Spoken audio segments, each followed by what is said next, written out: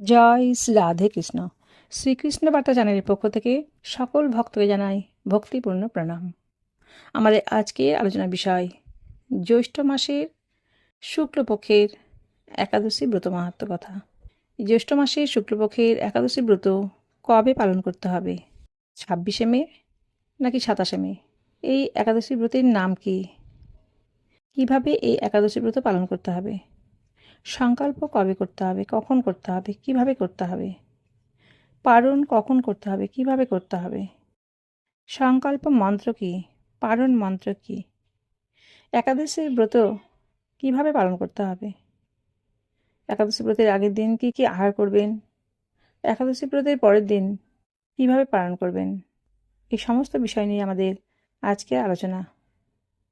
আপনাদের কাছে আমার বিশেষ অনুরোধ, সম্পূর্ণ ভিডিওটি প্রথম থেকে শেষ পর্যন্ত দেখবেন। যদি ভালো লাগে তাহলে প্লিজ একটা লাইক করে দেবেন। আর আপনি যদি আমার চ্যানেলের নূতন দর্শক হন তাহলে প্লিজ একটা সাবস্ক্রাইব করে রাখবেন, যাতে পরবর্তী কোনো ভিডিও আপলোড করলে সবার আগে আপনার কাছে সেটি পৌঁছে যায়। শুরু করছি আজকের আলোচনা। জ্যৈষ্ঠ মাসে শুক্লপক্ষের একাদশী ব্রত মাহাত্ম্য। জ্যৈষ্ঠ মাসে শুক্লপক্ষের একাদশী ব্রতের নাম পদ্মিনী একাদশী ব্রত। এই ব্রত পালন করতে হবে আগামী 12ই জ্যৈষ্ঠ, ইংরেজি 27শে মে বুধবার। কারণ 11ই জ্যৈষ্ঠ মঙ্গলবার, ইংরেজি 26শে মে 2026 দশমী তিথি ছেড়ে একাদশী তিথি আরম্ভ হচ্ছে দিবা 7:53 আর 12ই জ্যৈষ্ঠ ইংরেজি 27শে মে বুধবার একাদশী ব্রত সমাপ্ত হচ্ছে দিবা 8:02।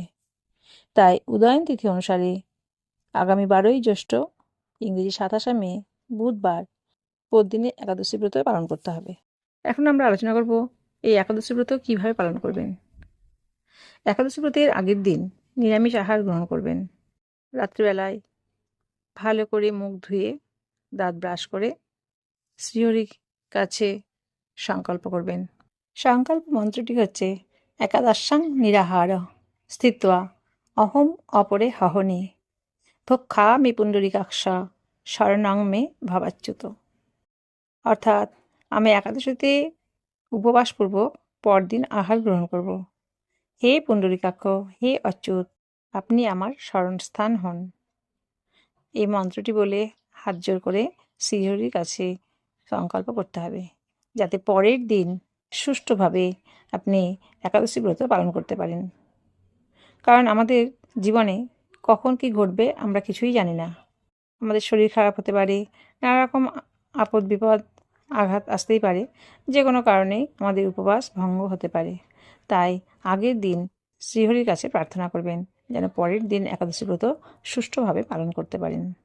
একাদশী ব্রতের দিন ব্রাহ্ম মুহূর্তে ঘুম থেকে উঠে প্রাত্যহিক ক্রিয়াকর্ম সেরে স্নান করে শ্রীহরির পুজো করবেন। সারাদিন সৎকর্ম করবেন। গীতা, ভাগবত, রামায়ণ, মহাভারত বা সাধু সন্ন্যাসীদের জীবনকথা, মহাত্মাদের জীবনী এগুলো পাঠ করবেন। বেশি বেশি করে মালা জপ করবেন। মন্দিরে গিয়ে পুজো দিয়ে আসবেন, ভগবান দর্শন করে আসবেন। আর রাত্রিতে শ্রীহরি বাসর জাগতে পারলে খুবই পুণ্য হয়। এই দিন কি কি কাজ করবেন না? একাদশী ব্রতের দিন মিথ্যা কথা বলবেন না, আমিষ আহার গ্রহণ করবেন না, পঞ্চ রবিশস্য গ্রহণ করবেন না, ক্ষৌর কর্ম করবেন না, মিথ্যা কথা, পরনিন্দা, পরচর্চা এগুলো করবেন না। কাউকে মানসিকভাবে বা শারীরিকভাবে আঘাত দেবেন না।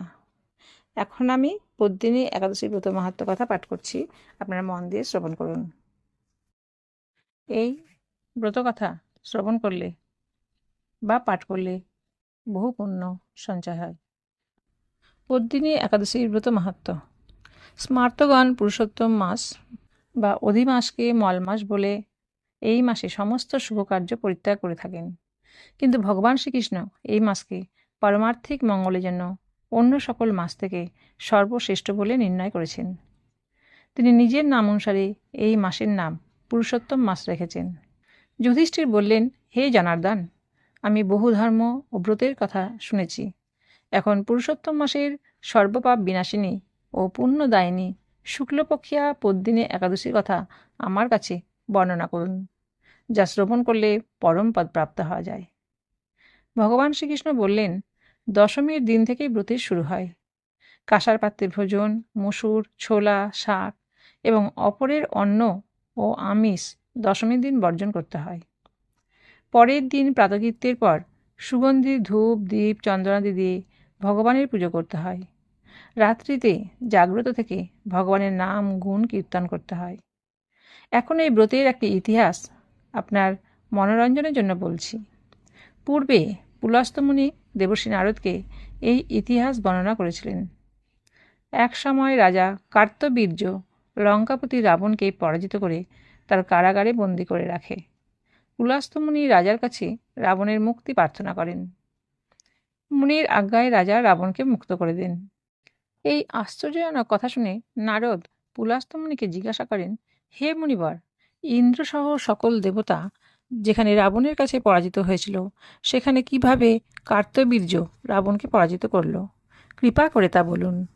পুলস্ত্য মুনি তখন নারদের কাছে কার্তবীর্যের জন্ম রহস্য বর্ণনা করেন। ত্রেতা যুগে হৈহয় বংশে কৃতবীর্য নামে এক রাজা ছিলেন। মহিষ্মতিপুরে তার রাজধানী ছিল।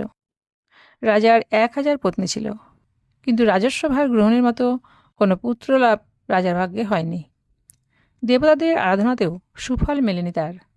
অবশেষে সাধুদের আজ্ঞানুসারে বিভিন্ন ব্রত পালন করলেন, তথাপি রাজা ছিলেন অপুত্রক। মন্ত্রীর উপর রাজ্যভার অর্পণ করে তপস্যায় যাবেন বলে স্থির করলেন রাজা কৃতবীর্য। রানী মহারাজ হরিশ্চন্দ্রের কন্যা পদ্মিনী ছিলেন অত্যন্ত পতিব্রতা। স্বামীর সঙ্গে তিনিও তপস্যার জন্য মন্দার পর্বতে গমন করলেন। সেখানে তারা 10,000 বছর ধরে কঠোর তপস্যা করলেন, কিন্তু তবুও কৃতবীর্য পুত্র সুখে বঞ্চিতই রইলেন। রানী পদ্মিনী মহাসাধ্বী অনুসূয়াকে জিজ্ঞাসা করলেন, হে সাধ্বী, পুত্র লাভের জন্য আমার স্বামী 10,000 বছর তপস্যা করেও বিফল হয়েছে। এখন যে ব্রত পালনে ভগবান প্রসন্ন হন এবং অতি শ্রেষ্ঠ পুত্র লাভ হয়, এমন কোনো উপায় বিধান করুন। পদ্মিনীর প্রার্থনায় অনুসূয়া প্রসন্ন হয়ে বললেন, 32 মাস অন্তরে এক অধিমাস বা পুরুষোত্তম মাস আসে। এই মাসে পদ্মিনী ও পরমা 2 একাদশী।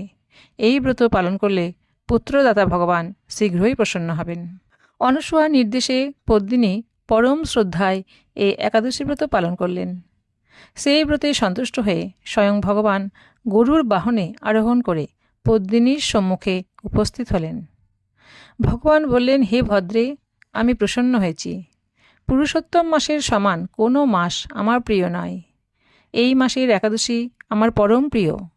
তুমি সেই ব্রত যথাযথ পালন করেছ, তাই আমি তোমার ইচ্ছানুরূপ বর প্রদান করব। ভগবানের স্তব করে রানী বললেন, হে ভগবান, আমার স্বামীকে আপনি বরদান করুন। ভগবান তখন রাজার কাছে এসে বললেন, হে রাজেন্দ্র, আপনার অভিলাষিত বর প্রার্থনা করুন।